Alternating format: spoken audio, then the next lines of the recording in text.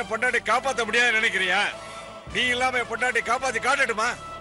நீ எப்ப என் கனவு லட்சியத்தை என் எதிர்காலத்தை நாசம் பண்ண நினைச்சியோ அப்பவே உனக்கு எனக்கு சரிப்பட்டு வராது. நீ இனிமே ஒரு நிமிஷம் கூட அந்த வீட்டுல இருக்க கூடாது.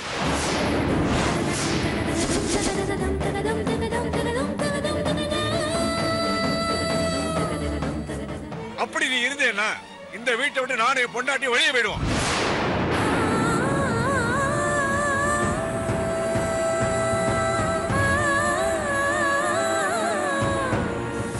நீ எங்க வேணாலும் யாரு கூட வேணாலும் போ. ஆனா போறதுக்கு முன்னாடி நான் கட்டின தாலியை கொடுத்துட்டு போ.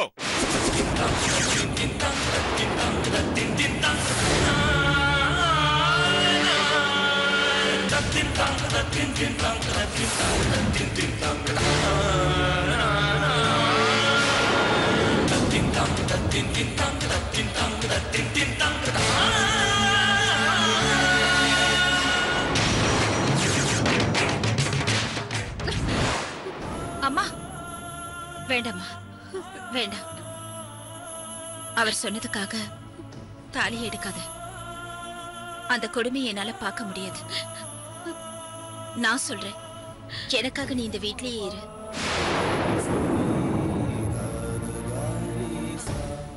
நீங்க சொன்னீங்கன்னு நான் இந்த வீட்டை விட்டு போறேன். என்னைக்கு நீங்களாவே வந்து நீதான் என் பொண்ணு அப்படின்னு சொல்லி இந்த வீட்டுக்கு திரும்ப கூப்பிடுறீங்களோ அது வரைக்கும் நான் இந்த வீட்டுக்கு திரும்ப வரமாட்டேன். அது வரைக்கும் இந்த வீட்டு வாசப்படியும் மிதிக்க மாட்டேன்.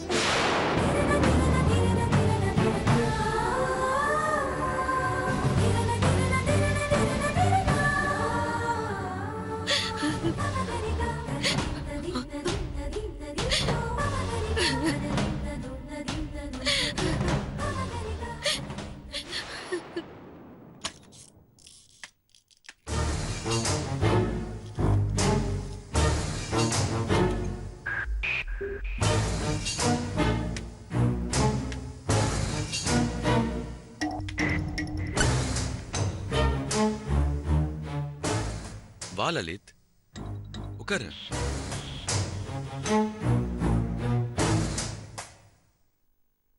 என்ன லலித், கலைச்சிட்டியா? ஒன்னும் பிரச்சனை இல்லையே?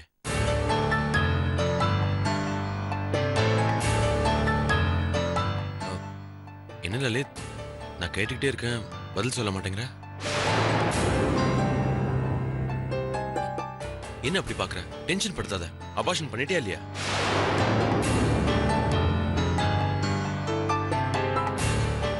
என்ன லலித், என்னைய பாக்குற? கலைச்சிட்டல்ல? கலைச்சிட்ட வினோத். அப்பாடா, பெரிய பிரச்சனை முடிஞ்சது. இப்பதான் எனக்கு ரிலீஃபா இருக்கு. கல்யாணம் பண்ணிக்க போறீங்கல்ல, அப்புறம் எதுக்கு கருவை கலைக்கணும்? சந்தேகம் முடிச்சு 2. பழைய மாதிரியே பழகுனானா அவன் உன்னை காதலிக்கிறான்னு அர்த்தம். விலகுனானா உன்னை ஏமாத்துறான்னு தெரிஞ்சுக்கோ.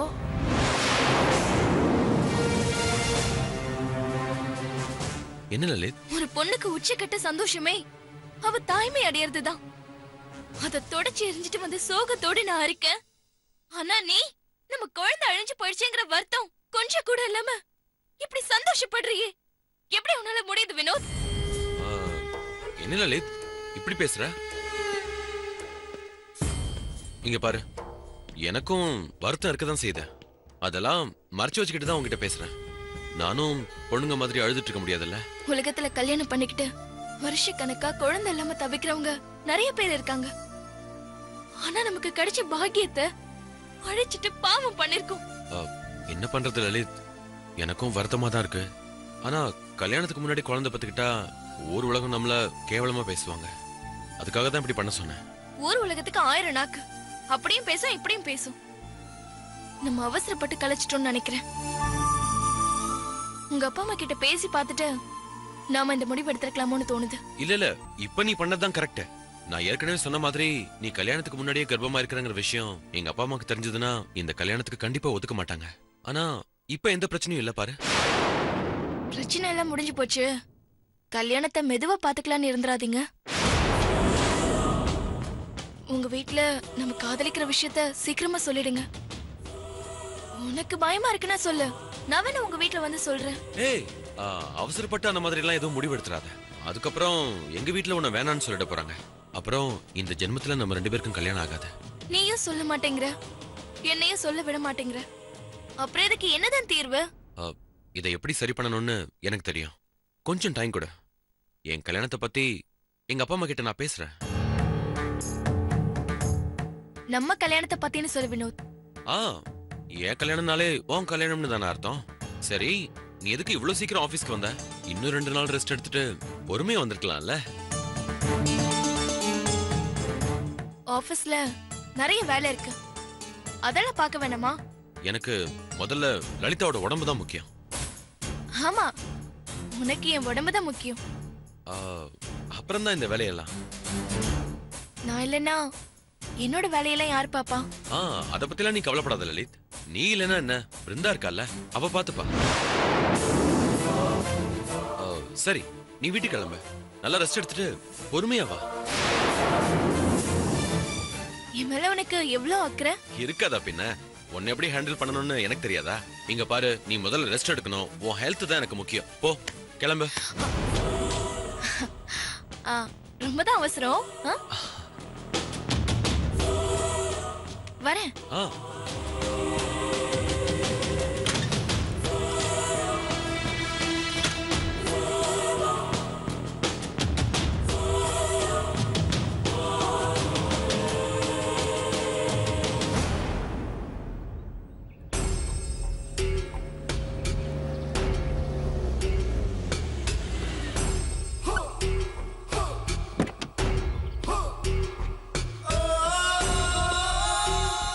என்ன அவன் ஆபீஸ்க்கு வந்துகிட்டு இருக்கான்?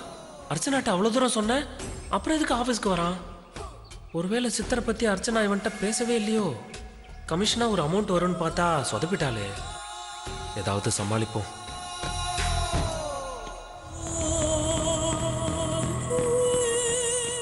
என்ன அசோக், நடு ரோட்ல நிக்கிற? வண்டி ஏதாவது ப்ராப்ளமா? அது ஒண்ணும் இல்லடா, மைனர் ரிப்பேர் தான். பிளக்க கழட்டி தொடச்சு போட்டா சரியா போயிடும். நான் ஏதாவது ஹெல்ப் பண்ணணுமா? ஆமா, பண்ணணும்டா. பைக்குக்கு இல்ல, பணத்துக்கு. ஏய், அதான் நீ கேட்ட பணத்தை நான் கொண்டு வந்திருக்கேன்ல, அப்புறம் என்னடா? கொண்டு வந்திருக்கியா? எங்க மறந்துருப்பியோன்னு தான் உளறிட்டேன். அவ்வளோ அவசரம்டா பணத்துக்கு. இந்தா, மறந்துடாத, திருப்பி கொடு. 50 + 10 60,000. வாங்கின மாதிரியே திருப்பி கொடுக்கணும். என்னடா இப்படி சொல்லிட்ட? என்ன மாதிரி விசுவாசமானவன எங்க தென்னாலும் கிடைக்க மாட்டான்டா. வார்த்தையில சொல்லாத, செயல்ல காட்டு. சரி, நான் ஆபீஸ் போறேன், சீக்கிரமா ரெடி பண்ணிட்டு வா. சரிடா.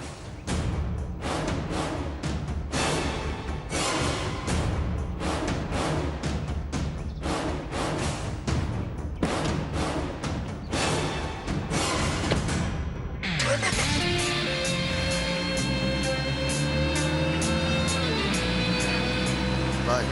பாய்டா.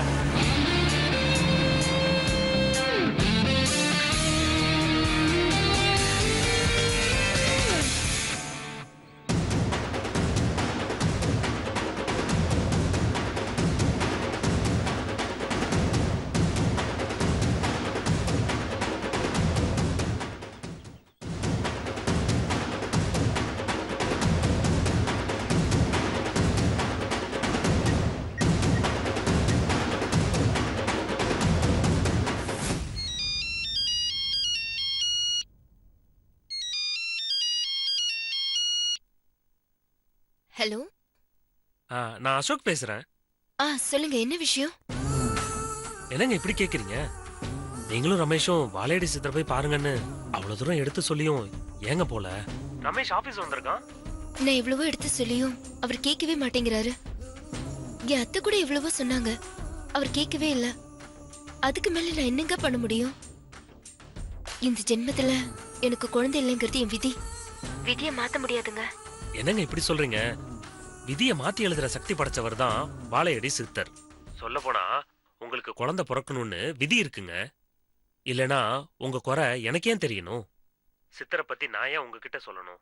சித்தரை பத்தி தகவல் உங்ககிட்ட வருதுன்னா அதுக்கு காரணமே அவரை நீங்க சந்திக்கணுங்கிறது விதி.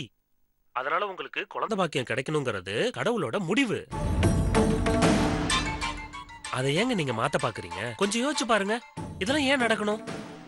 உங்களுக்கு வாழையடி சித்தர் மூலியமா நல்லது நடக்கணுங்கிறது விதி. நம்பிக்கையோட போயிட்டு வாங்க. நீங்க சொல்றதெல்லாம் சரிதாங்க. அவர் வேண்டான்னு சொல்லியும் நான் போன தப்பாயிடாதா? அவர் என்ன திட்ட மாட்டாரா?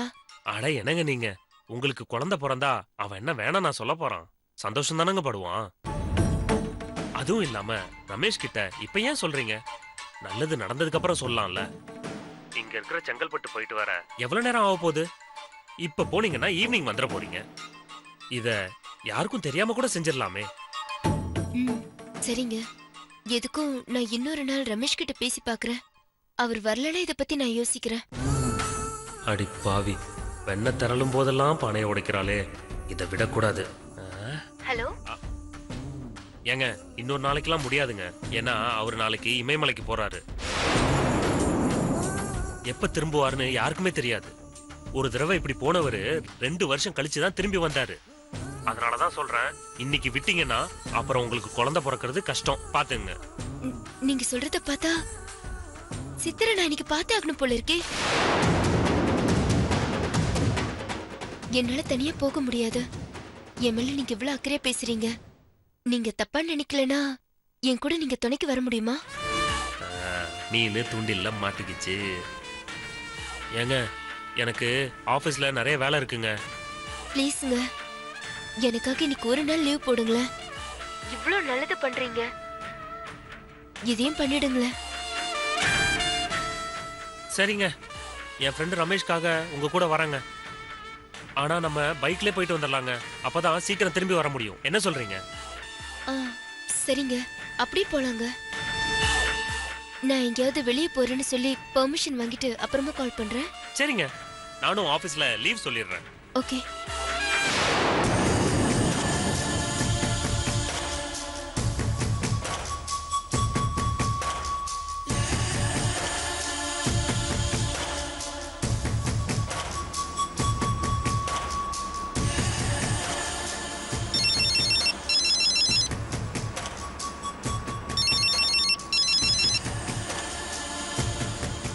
சொல்லு அர்ச்சனா.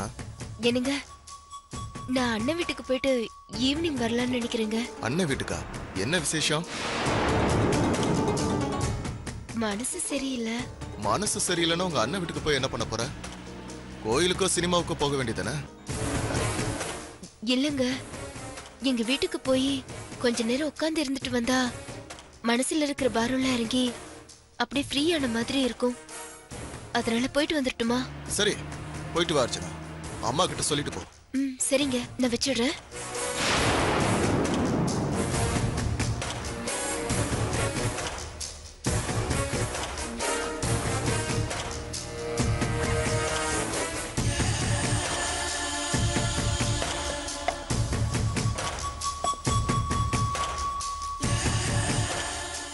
அத்தை, நான் அண்ணன் வீட்டுக்கு போயிட்டு வந்துடுறேன். இப்ப என்ன திடீர்னு அண்ணன் வீட்டுக்கு? அங்க போறதுக்கு தான் இவ்வளவு பரபரப்பா எல்லா வேலையும் செஞ்சு முடிச்சிய. அங்க போய் என்ன பண்ண போற? அதெல்லாம் நீ போவேனா? சும்மா இருக்க பிடிக்கலன்னா போய் டிவி பாரு, நல்ல கதை புத்தகம் படி. ரெண்டும் பிடிக்கலன்னா பேசாம படுத்து தூங்கு. ஏண்டி, அவ அண்ணன் வீடு தானே போறேன்னு சொல்ற, விட வேண்டியதானே? ஏன் வேணாங்கிற? போயிட்டோன்னு சொல்ல வேண்டியதானே? காரணமே இல்லாம சும்மா எங்க அங்க போனோம்? அவங்க அண்ணன் வீட்டுல ஏதாவது விசேஷம்னா போக வேண்டியதான், வர வேண்டியதான். அதுல ஒரு அர்த்தம் இருக்கும். இப்ப போய் என்ன பிரயோஜனம்? அதனாலதான் வேண்டான்னு சொல்றேன். பிறந்த வீட்டுக்கு போறதுக்கு காரணம் எதுக்குடி? அவ பிறந்த வீடுங்கிறது போதாதா? அர்ச்சனா, நீ போயிட்டு வாமா.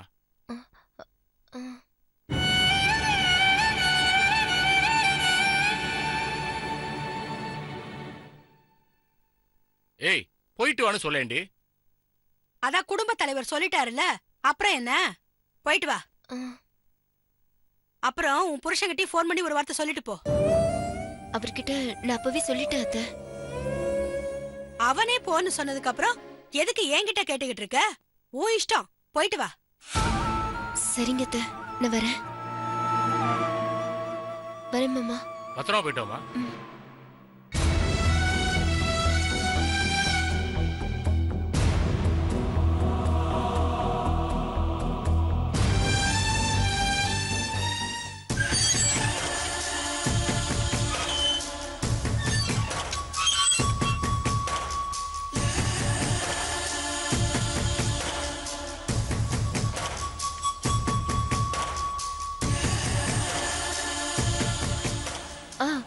நான் கிளம்பிட்டேன். எங்க வீட்டு பக்கத்துல இருக்கிற அன்பு நகர் மெயின் ரோடுக்கு நான் வந்துடுறேன். நீங்களும் வந்துருங்க. சரி.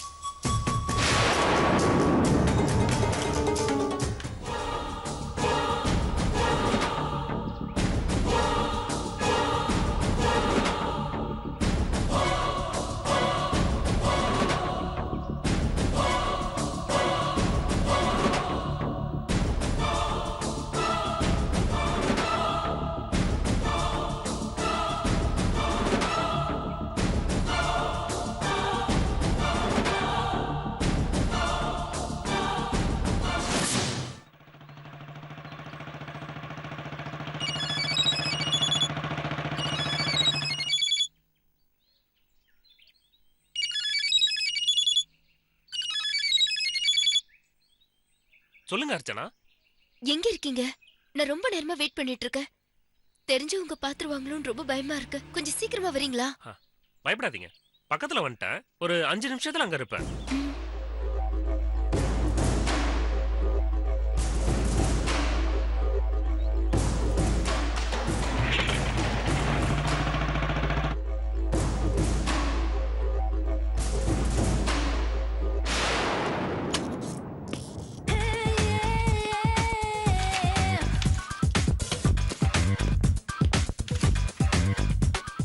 பிருந்தா சார்.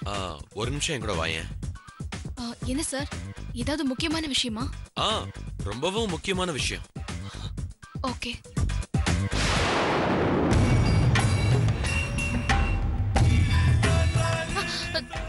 சார், என்ன சார்?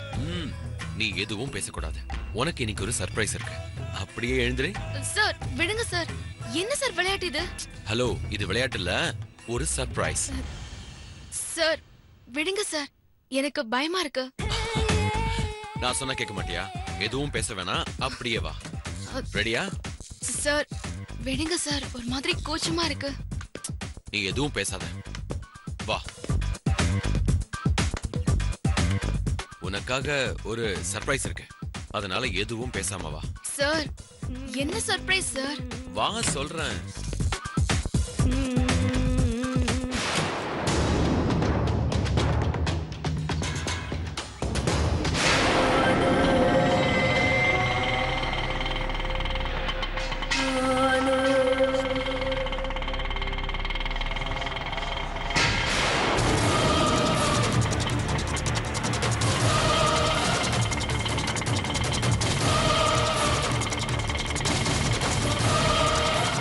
தம்பி கொஞ்சம் நில்லுங்க.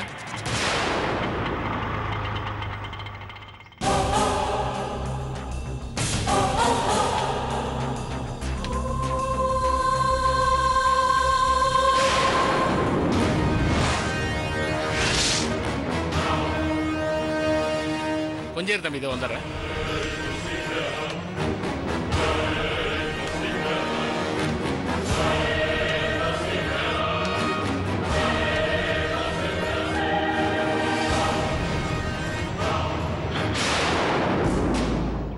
என்ன அர்ச்சனா, ஏமா இங்க நிக்கிற? உங்க அண்ணன் வீட்டுக்கு போறேன்னு தானே வந்த?